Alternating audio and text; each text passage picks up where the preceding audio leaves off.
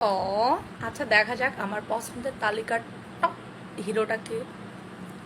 এ, দেখি, ছবি টবি দেখা হয়, যাই হোক ওনার আমি 7 নম্বরে রাখছি। হ্যাঁ, এবার দেখা যাক কে আসে। অজয় দেবগন, ওয়াও, এনার তো অনেক অনেক পুরাতন নায়ক, বাট অনেক ছবি অনেক পরিমাণে ভাইরাল। তো যাই হোক, এনাকে 5 নাম্বার দেন, ঠিক আছে, ওকে। এবার দেখা যাক কে আসে। হৃতিক রোশন। আহ এ তো একটা ব্যাপার, বডি ফিটনেস মানে এভরিথিং ওকে। এর কত মার্ক দেয়, মাথার মধ্যে খালি অনেক নায়কের ঘোরাঘুরি করতেছে, কারে কত দেওয়া যায়।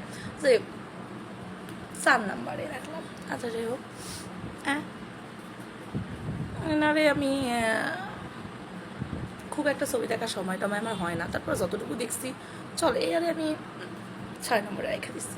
এবার দেখি, হ্যাঁ, একে চিনি না, যাই হোক, 8 নম্বর। অ এই আরে তো মার্ক দিতেই হয়, কারণ মোটামুটি ছবি দেখি আর ভালো লাগে। যাই হোক, দিলাম। সালমান খান।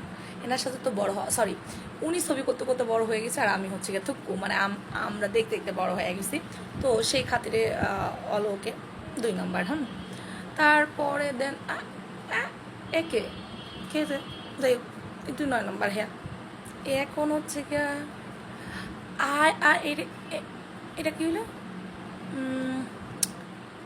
আমি আর খেলা, আমি শাহরুখ খানকে পাইলাম না, আমি আমি আর এটা খেলতে চাই না। আর আমির খানকে আমি আমার মানে ফেভারিট নায়ক না, আসলোই না।